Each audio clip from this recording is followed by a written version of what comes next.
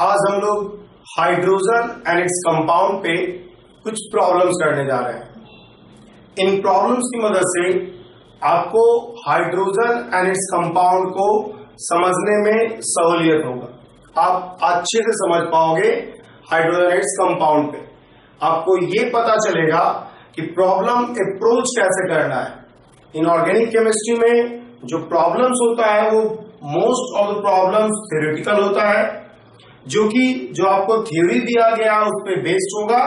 इसलिए प्रॉब्लम्स बनाने से पहले ये जरूरी है कि आप पूरे चैप्टर का वीडियोस दोबारा देख लीजिए, आप अच्छे से देख लीजिए, अच्छे से समझ लीजिए।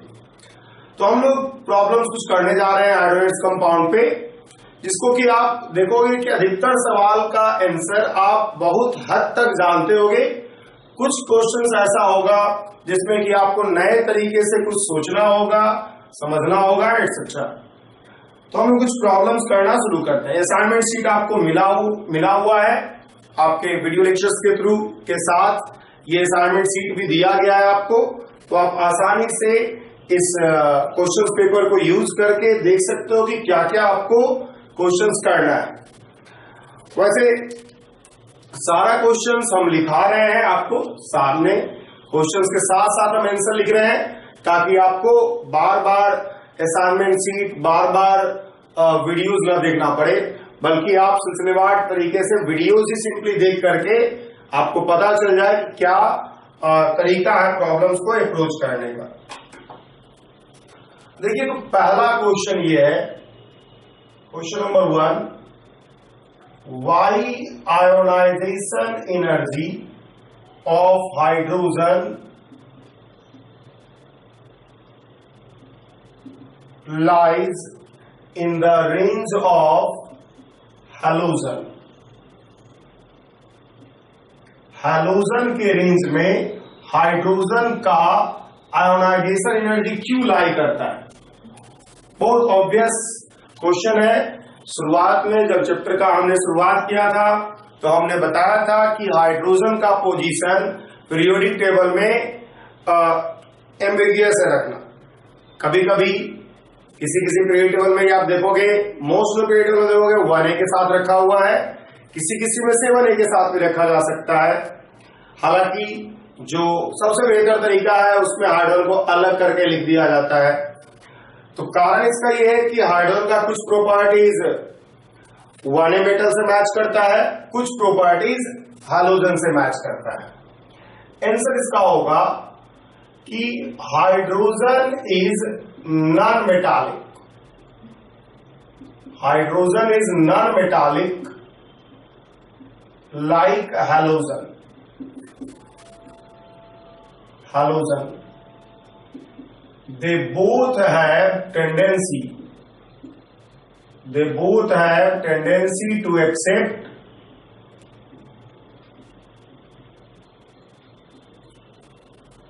hydrogen is non-metallic like halogen. They both have tendency to accept one electron to form A minus ion। और इसलिए और इसी कारण से क्या होगा, हाइड्रोजन जो है नॉन मेटालिक नेचर का है like halogen. They both have tendency to accept one electron to form a minus ion. और इसी कारण से क्या होगा, ionization energy of hydrogen lie in the range of halogen। गौर करने वाली बात यह है कि दोनों नॉन मेटालिक नेचर का है। आपको बताया गया है कि आयोनाइजेशन एनर्जी मेटालिक और नॉन मेटालिक कैरेक्टर पर डिपेंड करता है, जैसा कि हमने पीरियोडिक टेबल में पढ़ा है। तो दोनों नॉन मेटालिक नेचर का है। दोनों का जो नॉन मेटालिक नेचर है वो भी सिमिलर है। कैसे? क्योंकि दोनों को टेंडेंसी होता है एक इलेक्ट्रॉन लेकर के ए माइनस आयन बनाने का। इसलिए आप कह सकते हो कि दोनों का नॉन मेटालिक प्रॉपर्टी सिमिलर है, और इसलिए आयोनाइजेशन एनर्जी भी क्या होगा, सिमिलर होगा। ठीक है, सिंपल सा क्वेश्चन है। क्वेश्चन नंबर 2 हम लोग करते हैं। Explain why H2 is not produced, why H2 is not produced from action of metal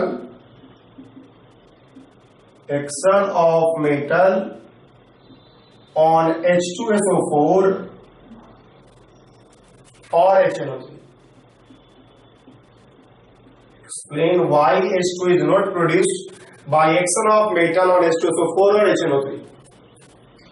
देखिए H2SO4 और HNO3 एसिड होने के साथ साथ ऑक्सीडाइजिंग एजेंट भी है, ठीक है।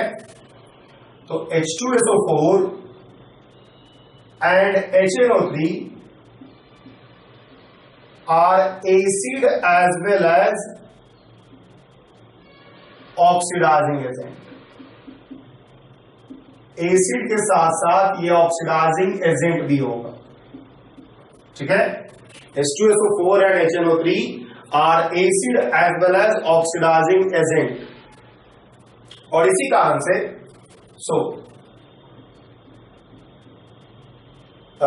when metals are reacted with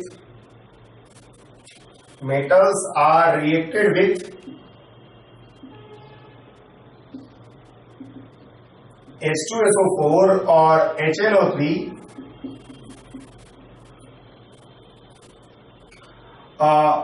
metal oxides are also formed. Metals oxide are formed which form a protective layer,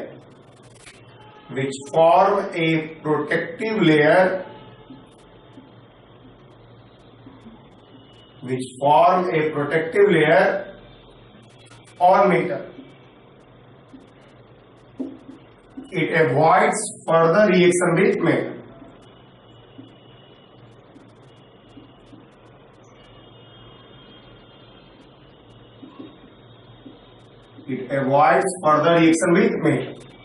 ये फर्दर रिएक्शन जो मेटल के साथ होगा उसको एवॉइड कर देगा।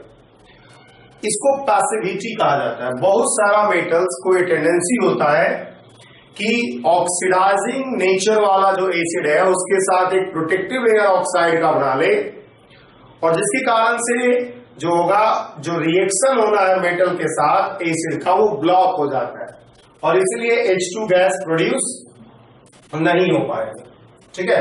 और इसलिए H2 गैस को हम लोग नहीं प्रोड्यूस करते हैं जनरली इस मेथड से।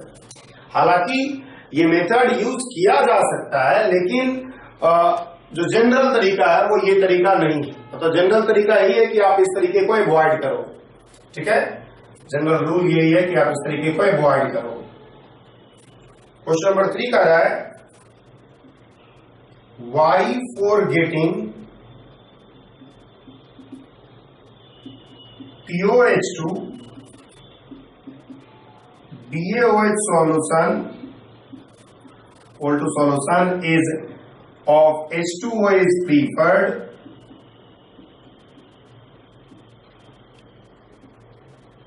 over NaOH solution.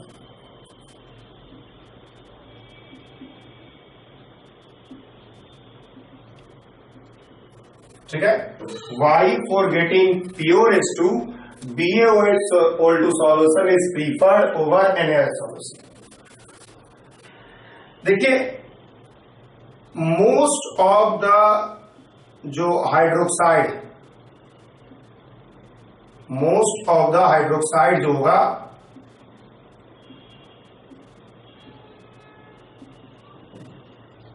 Are contaminated तो मिला हुआ होगा उसमें, कॉन्टामिनेटेड विथ मेटल कार्बोनेट, ठीक है। Solution of most of hydroxide are contaminated with metal hydroxide by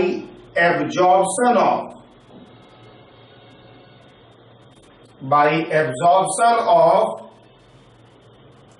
CO2 from air, ठीक है। और इसीलिए जब आप इसका इलेक्ट्रोलिसिस करोगे तो आपको H2 के साथ साथ CO2 वगैरह का भी प्रोडक्शन होगा, साथ साथ कुछ और गैसेस भी साइमल्टेनियसली इमिट होगा। ठीक है, तो हाउएवर BaOH का Hol2 solution is free from its carbonate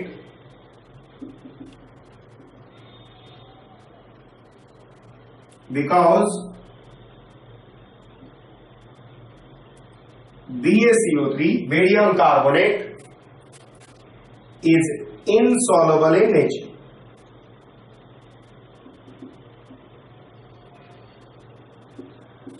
BaOH का Hol2 solution is free from its carbonate because BaCO3 is insoluble in nature.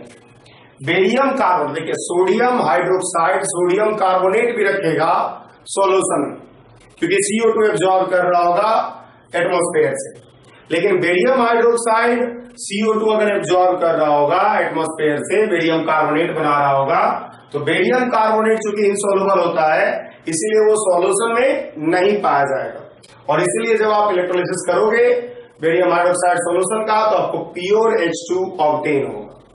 ठीक है,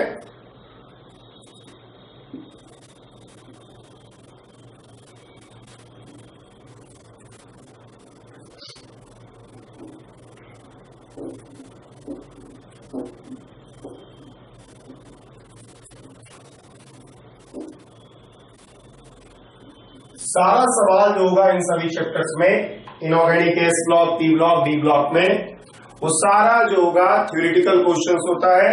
अगर आपका थ्योरी बहुत अच्छे से क्लियर हो तो आप आसानी से प्रॉब्लम्स को अप्रोच कर सकते हो। अगला क्वेश्चन है, how do you expect the metallic hydride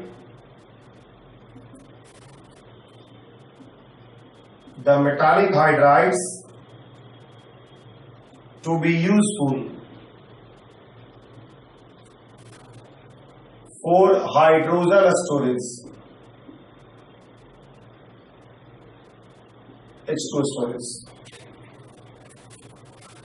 देखिए कुछ ऐसा मेटल है, प्लेटिनम है, पैलेडियम है, निकेल है, जिसको बहुत ज्यादा अमाउंट ऑफ H2 को एब्जॉर्ब करने का टेंडेंसी होता है।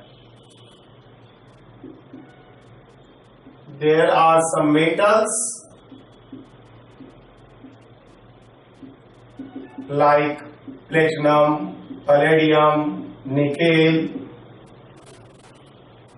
ठीक है, absorbs very high volume of H2 gas। ठीक है, ये बात लिखते हैं हम in finely divided state, in finely divided state. Finely divide मतलब अगर बहुत इसका स्मॉल एटॉमिक मतलब फ्रैक्शन में, बहुत स्मॉल पार्ट में अगर इसको तोड़ दिया जाए, एटम हम नहीं बोल सकते हैं बिकॉज एटम बहुत छोटा है, उतना छोटा नहीं किया जा सकता है, लेकिन अगर बहुत स्मॉल फ्रैक्शन में इसको अगर हम ब्रेक कर दें तो जैसे सैंड होता है उस तरह से, सैंड से भी छोटा, उस तरह से अगर हम ब्रेक कर दें तो इस तरह के जो मेटल्स हैं उनको हाइड्रोजन को एब्जॉर्ब करने का बहुत ज्यादा कैपेसिटी होता है। ठीक है, H2 from these metals can be easily obtained. These metals can be easily obtained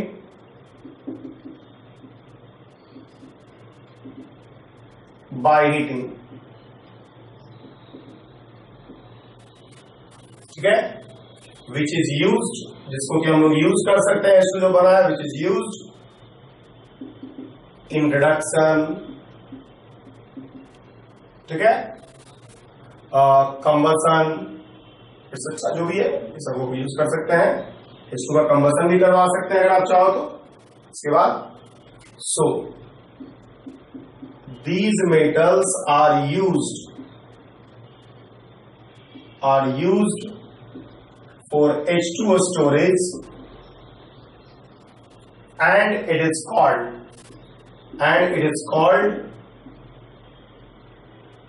hydrogen economy.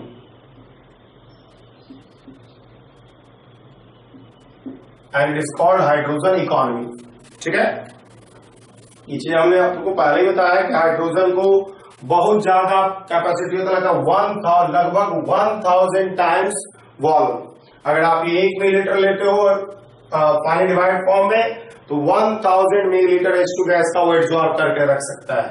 इसलिए बहुत ज्यादा कैपेसिटी होता है एब्जॉर्ब करने का, इसलिए हाइड्रोजन स्टोरेज के रूप में यूज करते हैं। जहां भी आपको हाइड्रोजन का नीड पड़ेगा, आप सिंपली हीट करके H2 गैस ऑब्टेन कर लोगे, और जो H2 का प्रॉपर्टी है, रिडक्शन, कंबशन, ये सब आप आसानी से यूज कर सकते हो। ठीक है, अगला क्वेश्चन है, why the fire produced in H2 production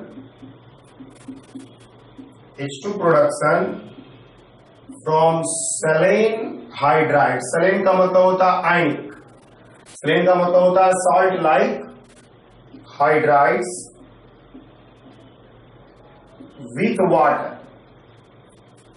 with water is not extinguished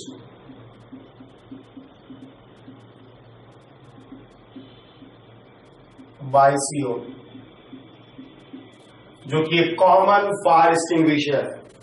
CO2 एक कॉमन फायर एक्सटिंग्विशर है, लेकिन जो सेलेन हाइड्राइड होता है, जैसे सेलेन हाइड्राइड का मतलब आयनिक हाइड्राइड, NaH को अगर हम वाटर के साथ ऐड करें तो आपका बनेगा NaOH प्लस H2।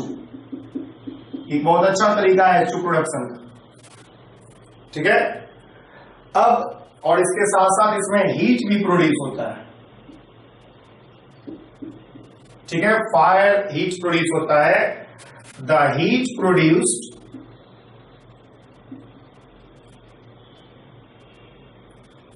ठीक है, जो फायर प्रोड्यूस्ड, जो भी कह सकते हो, produced in H2 in एवब H2 production,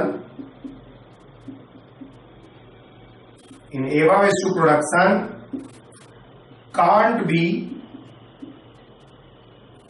extinguished by CO2 because NaOH reacts with CO2, which is also an exothermic reaction।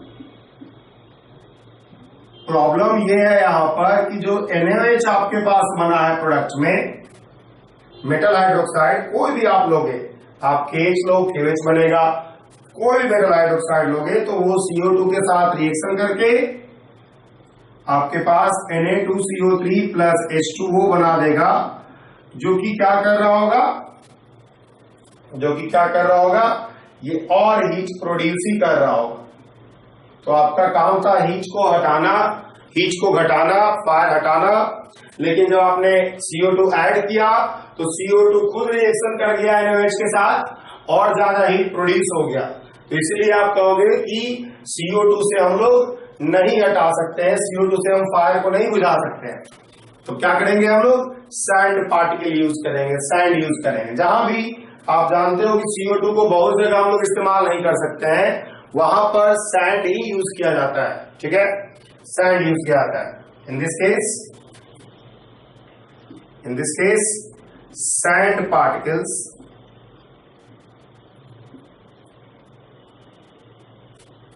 Are used to extinguish the fire. जो fire होगा उसको एक्सटिंग्विश करने के लिए हम लोग सैंड पार्टिकल यूज करा करेंगे। ठीक है, ये सवाल दो और हमने किया।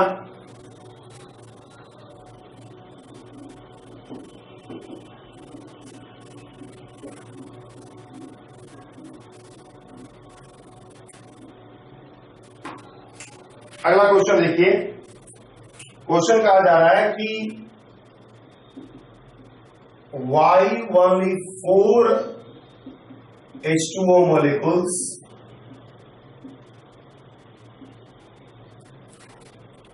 are removed initially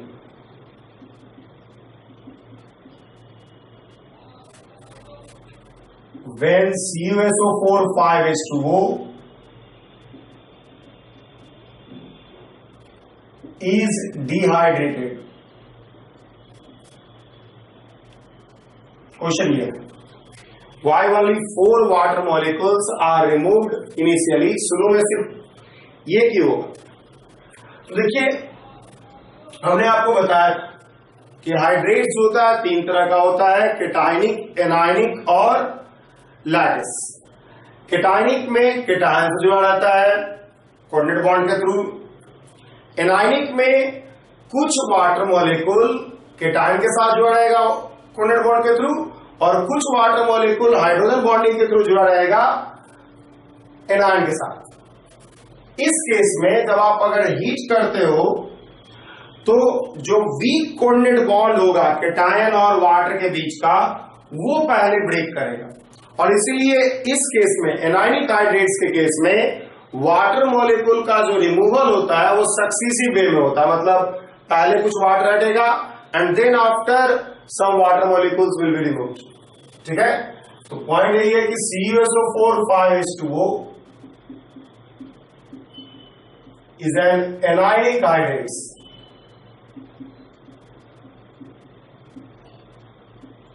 in which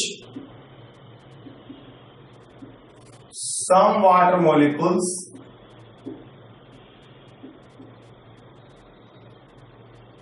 ठीक है, in which हम देते हैं 4 water molecules are attached to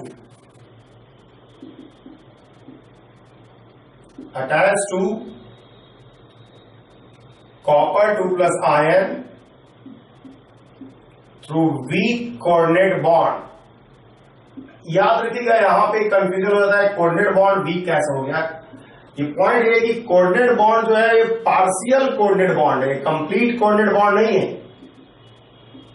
and one water molecule is attached to sulfate ion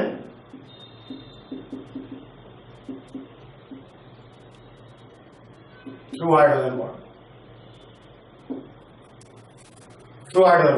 ठीक है, CuSO4 5H2O is an anionic hydrates in which 4 water molecules are attached to copper 2 plus ion through weak coordinate bond, and 1 water molecule is attached to CuSO4 2 minus through hydrogen bond। ठीक है, hence, और इसलिए क्या होगा, जब आप इसको heat करोगे CuSO4 5H2O को जब आप हीट करोगे, कोई भी एनायनिक हाइड्रेट्स को अगर आप हीट करोगे तो इसमें से वाटर मॉलिक्यूल्स का रिमूवल सक्सेसिवली होगा, एक करके होगा। पहले हटेगा कौन सा, पहले हटेगा वो वाटर मॉलिक्यूल जो कॉपर 2 प्लस से अटैच, और फिर हटेगा वो वाटर मॉलिक्यूल जो आपको हाइड्रोजन बॉन्डिंग से अटैच।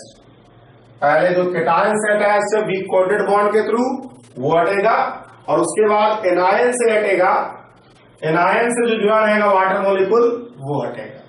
ठीक है, अगला क्वेश्चन देखिए। अगला क्वेश्चन है आपका कि आपको अरेंज करना है, arrange the bond FF HH and DD in increasing order, in increasing order, increasing order में अरेंज करना है। ठीक है, देखिए बहुत आसान है कि सबसे मजबूत होगा DD, उसके बाद होगा HH, यहां पर है isotopic effect, isotopic effect. Isotopic effect आपको बताया गया है कि आइसोटोप्स का जो बॉन्ड स्ट्रेंथ होता है वो कंपेयर टू हैवियर आइसोटोप्स का जो लाइटर आइसोटोप्स है उससे ज्यादा होता है स्लाइटली। कारण ये होता है कि ये जो हैवियर एटम है, हैवियर आइसोटोप है, इसको बॉन्ड को ब्रेक करना मुश्किल होगा, मजबूती से बंधा हो, ठीक है। और FF का सबसे कम होगा, यहां पे कारण होगा larger size and lone pair repulsion, lone pair repulsion. FF में लोन पेयर रिपल्सन प्रेजेंट है, और इसके कारण से भी क्या होगा, ये बॉन्ड जो होता है वीक होता है। तो यही बॉन्ड स्ट्रेंथ का ऑर्डर होगा, ठीक है। Increasing order of bond strength लिखना होगा, increasing order of bond strength, ठीक है। अगला क्वेश्चन देखिए, कह रहा है YH2O2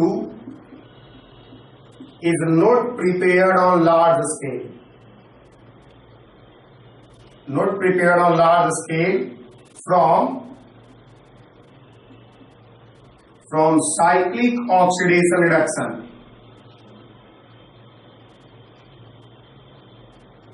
from cyclic oxidation reduction of ethyl anthraquinol,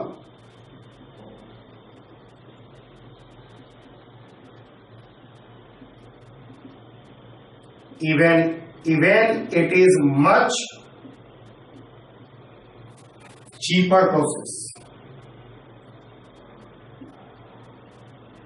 than other, ठीक है।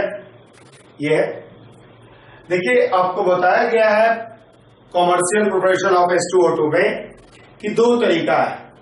एक तो आप क्या करोगे कि H2H2O8 का या NH4 का होल टू H2O8 का इलेक्ट्रोलिसिस कर लोगे, और दूसरा होगा साइक्लिक ऑक्सीडेशन रिडक्शन ऑफ 2-इथाइल एंथ्राक्विनोल को आप क्या करोगे, कर लोगे, उससे आपको बन जाएगा H2O2। लेकिन इसमें क्या होता है, H2O2 produced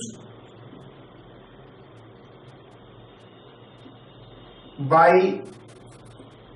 cyclic oxidation reduction of ethyl anthraquinol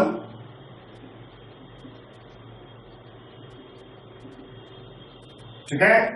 H2O2 produced by cyclic oxidation reaction of ethyl anthraquinol, क्या होगा इस केस में, आप ethyl anthraquinol का अगर H2O2 का cyclic oxidation reaction कर रहे हो, ठीक है, can cause violent explosion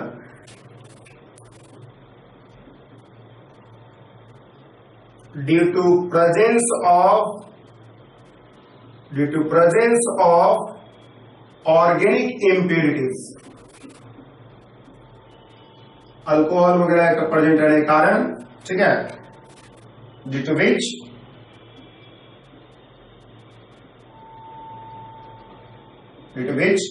large scale production is avoided, जिसके कारण से इस पर लार्ज स्केल प्रोडक्शन नहीं किया जाता है, इज अवॉइडेड। इस केस में हम लोग लार्ज स्केल प्रोडक्शन नहीं करते हैं, ठीक है, ये बात।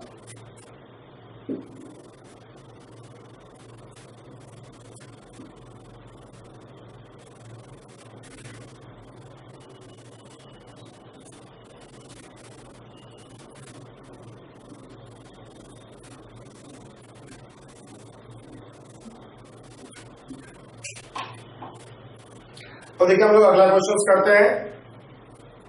क्वेश्चन है, वाई शुड ए बोतल ऑफ H2O2 be cooled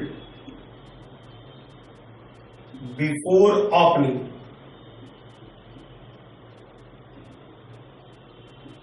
बहुत सिंपल सी बात है। देखिए, जब आप H2O2 को किसी बोतल में रखे हुए होंगे तो H2O2 जो होगा, H2O2 kept in a bottle is partially dissociated. Partially जो होगा ये डिसोसिएटेड फॉर्म में होगा. एज H2O2 टूट करके बना लेगा क्या, H2O प्लस O2 और प्लस हीट. हीट प्रोड्यूस हुआ, वॉल्यूम में बहुत ज्यादा इंक्रीमेंट होता है. To avoid this dissociation, to avoid this dissociation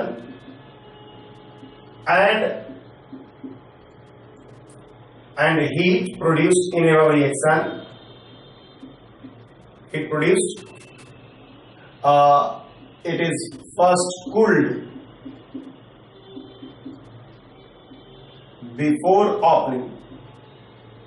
opening करने से पहले आपको क्या करना होगा, कूल करना होगा, ताकि आप इस डिसोसिएशन को कम से कम करा सको और जो हीट प्रोड्यूस है उसका इफेक्ट आप कम कर सको, बहुत कम कर सको, ताकि आप आसानी से सेफ तरीके से H2O2 की बोतल को निकाल सको.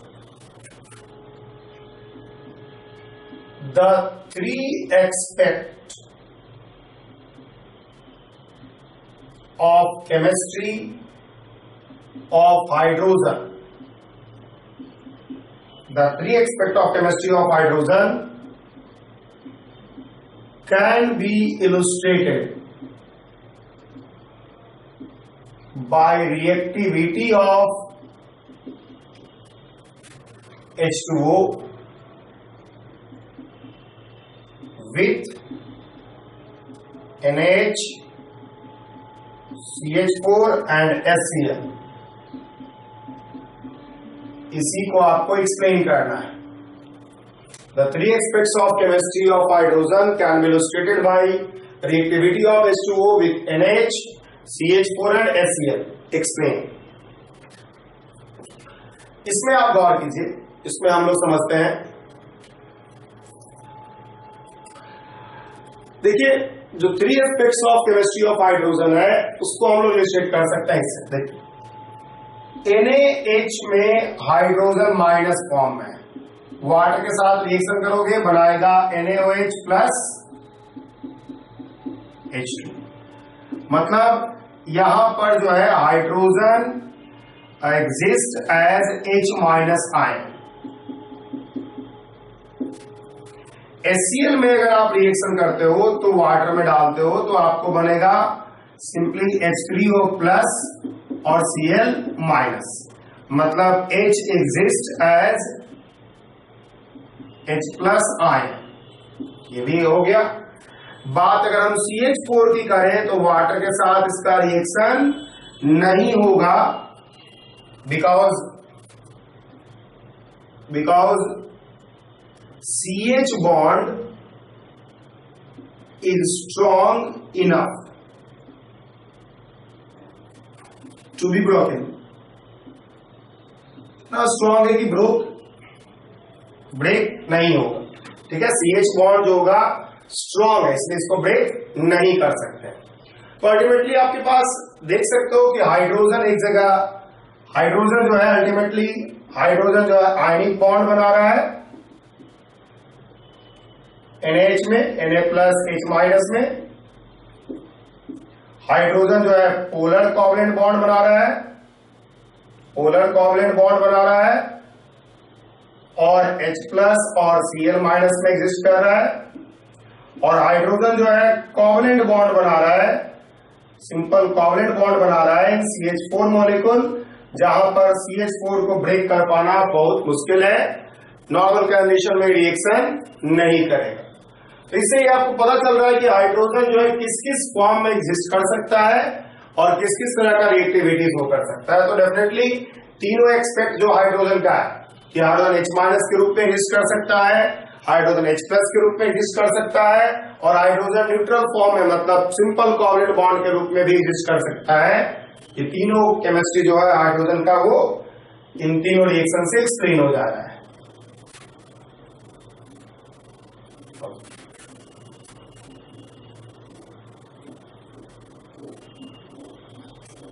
नेक्स्ट क्वेश्चन है हमारे पास कि टाइप ऑफ हाइड्राइड बताइए, क्या होगा type of hydride? What do you expect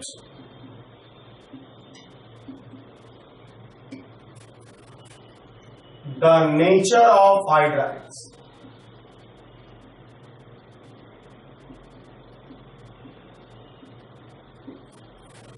If formed by elements of atomic number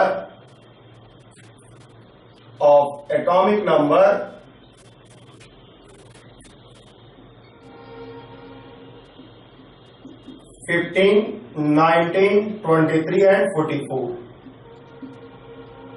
with diagrams. ठीक है, what do expect the nature of hydrides if formed by elements of atomic number 15, 19, 23 and 44 with dihydrogen. तो लिखिए, हम इधर atomic number लिख रहे हैं, इधर हम एलिमेंट लिख रहे हैं, नेचर ऑफ एलिमेंट, और इसके कॉरस्पॉन्डिंग इधर हम टाइप ऑफ हाइड्राइड भी लिख देंगे। आपको पता है टाइप ऑफ हाइड्राइड 3 तरह का होता है, आयनिक हाइड्राइड्स, कोवलेंट हाइड्राइड्स और मेटालिक हाइड्राइड्स। ठीक है, 15 की बात करते हैं तो ये जो है 15 जो है फास्फोरस है, जो कि नॉन मेटल होता है, और इसलिए नॉन मेटल के साथ क्या होगा, कोवलेंट हाइड्राइड्स बनेगा। और 19 के साथ अगर हम बात करें तो ये है मेटल, पोटेशियम, और इसलिए इसके साथ आयनिक हाइड्राइड्स बनेगा। अगर 23 की बात करें तो ये है आपका वैनेडियम, जो ट्रांजिशन मेटल है, इसके साथ मेटालिक हाइड्राइड्स बनता है।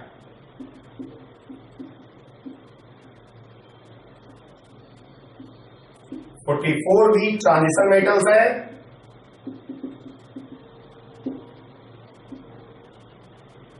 और इसके साथ भी मेटालिक हाइड्राइड्स बनना चाहिए, लेकिन देखा जाता है इस केस में नहीं बनता है। मेटालिक हाइड्राइड्स बनना चाहिए लेकिन देखा जाता है कि नहीं बनता है, इस केस में नहीं बनता है। ठीक है, 44 जो है रुदीनियम का एटॉमिक नंबर है, और रुदीनियम जो है हाइड्राइड्स नहीं बनाता है। ये आप एक्सेप्शन के तौर पे जान सकते हो, हालांकि बहुत इंपॉर्टेंट नहीं है, आपको जानने का, याद करने का कोई जरूरत ये सब नहीं। अगला क्वेश्चन है कि in the preparation of H2O2, in the preparation of H2O2 temperature is kept 0 degree Celsius and acid like H3PO4 is added. इसको हम लोग ऐड करते हैं। एक्सप्लेन कीजिए इस फेनोमेना को, एक्सप्लेन कीजिए। देखिए, जैसा कि आपको बताया गया है कि H2O2 का जो रिएक्शन होता है, H2O2 का जो प्रोडक्शन होता है वो वायलेंट हो सकता है, बिकॉज H2O प्लस O2 में टूट जाता है एट हाई टेम्परेचर। तो H2O2 dissociates into H2 and O2 violently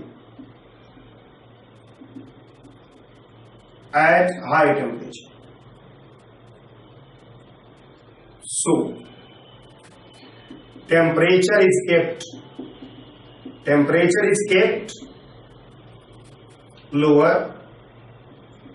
temperature जो होगा कम रखा जाएगा, temperature is kept lower, and ठीक है, and anti catalyst like H3PO4 is added to solution. Anti-catalyst like H3PO4 is added to H2O2 solution, और H2O2 solution में anti catalyst like हमको हम ऐड कर देंगे। ठीक है, तो ये कारण है जिससे कि आपको H2O2 का जो वायलेंट एक्सप्लोजन होता है H2 और O2 के टर्म में, उसको आप अवॉइड कर सकते हैं। नेक्स्ट क्वेश्चन हम लोग कर रहे हैं।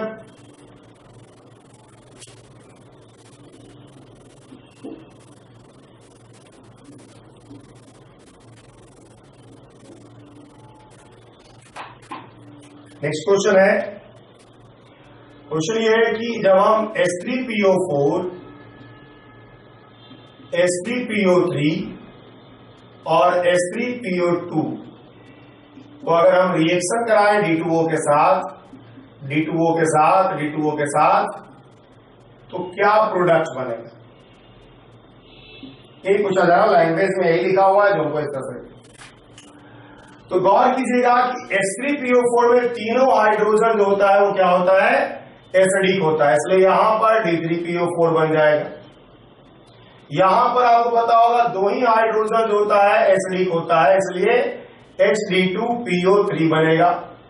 और यहां पर आपके पास एक हाइड्रोजन ही जो है वो एसिडिक होता है, और इसलिए यहां पर H2DPO3 बनेगा। ठीक है, ये आप आसानी से कर लिए। क्वेश्चन आंसर यही था, आंसर भरना था इसी को, फिल इन द ब्लैंक्स था लगभग। ठीक है, और कारण इसका यही है, इसके पास अगर इसका अगर हम एक्सप्लेनेशन देना चाहें तो H3PO4 में का स्ट्रक्चर अगर हम देखें तो तीनों hydrogen, all three hydrogen are acidic, तीनों हाइड्रोजन एसिडिक था। अगर हम इसमें बात करें तो आपके पास दो एसिडिक है, ये H3PO4 का स्ट्रक्चर हुआ, ये H3PO3 का स्ट्रक्चर हुआ। ठीक है, टू हाइड्रोजन आर एसिडिक, इससे दो ही हाइड्रोजन एक्सचेंज होगा। और अगर हम H3PO2 का स्ट्रक्चर लिखें तो आपके पास होगा H double bond P, H और O और H, मात्र वन हाइड्रोजन इसमें एसिडिक। तो जितना हाइड्रोजन एसिडिक है, जितना हाइड्रोजन इसमें एसिडिक होगा उतना ही जो है, जितना हाइड्रोजन इसमें एसिडिक होगा उतना ही हाइड्रोजन जो होगा ड्यूटेरियम से एक्सचेंज होगा। अगला क्वेश्चन देखिए, क्वेश्चन ये कहा जा रहा है कि can moist H2 can be dried, क्या इसको हम ड्राई कर सकते हैं बाय यूजिंग Kong H2SO4? तो नहीं किया सकता है, आंसर होगा नहीं। क्यों? No, because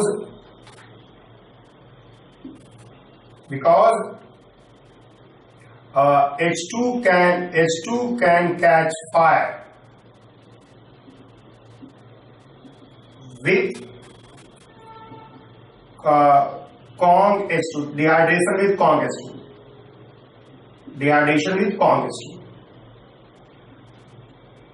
dehydration with Kong H2। जब डिहाइड्रेशन करेगा Kong H2SO4 तो हीट प्रोड्यूस होगा, और हीट प्रोड्यूस होगा उसके कारण से H2 जो होगा ऑक्सीजन के साथ रिएक्शन करके कंबसन कर लेगा और फायर पकड़ लेगा, इसी कारण से नहीं किया जाता है। अगला क्वेश्चन है, is rain water, distilled water और demineralised water good for drinking, क्या ड्रिंकिंग के लिए सही है? तो देखिए ये सब सही नहीं होता है, क्योंकि इसमें कोई भी जो आयनिक स्पीसीज है, आयन है, जो हमारे हेल्थ के लिए जरूरी होता है वो इसमें अवेलेबल नहीं होगा। आप जब बोतल खरीदते हो पानी का तो उसमें लिखा था मिनरल वाटर। मिनरल वाटर का मतलब है कि जो भी नेसेसरी होता है बॉडी के लिए आयंस, उसको क्या किया रहता है, उस वाटर में डाला हुआ रहता है इन एप्रोप्रिएट अमाउंट। तो कोई भी नहीं होगा, because these water samples doesn't contain या don't contain the important ions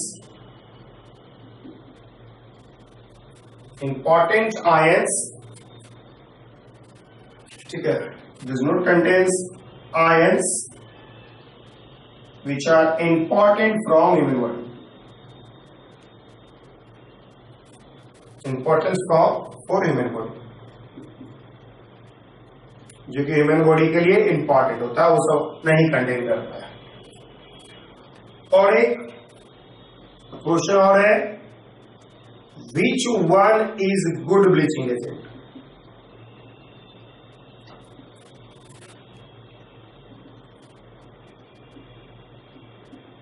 H2O2 और Cl2? तो H2O2 बेहतर ब्लीचिंग एजेंट होता है। कारण इसका यह है कि H2O2 पॉल्यूटेंट की तरह बिहेव नहीं करता है। H2O2 का ब्लीचिंग होता है किसके कारण? H2O2 ब्रेक करता है, ऊपर थोड़ा लिख देते हैं इसमें,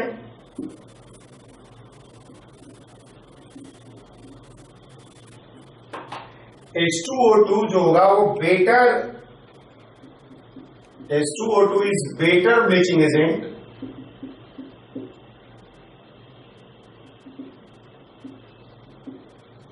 than Cl2 because,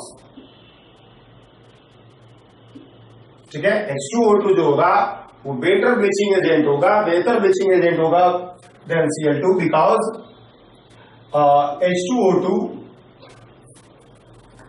ठीक है, H2O2 is better bleaching agent than Cl2 because H2O2 is not a pollutant, whereas Cl2 is a pollutant, ये पॉल्यूटेंट की तरह है, पॉल्यूशन प्रोड्यूस करेगा, जबकि H2O2 पॉल्यूशन प्रोड्यूस नहीं करेगा। ठीक है, तो ये सब हमने कुछ क्वेश्चंस कराया हाइड्रोजन एंड इट्स कंपाउंड पे, जिसकी मदद से आपको हाइड्रोजन इट्स कंपाउंड को समझने में या इस पे प्रॉब्लम कैसे सोचना है, इसमें थोड़ा हिंट मिल रहा होगा आपको। ठीक है, अगले क्लास में कुछ और प्रॉब्लम करेंगे हाइड्रोजन इट्स कंपाउंड में, जो कि objective and other type of nature का हो।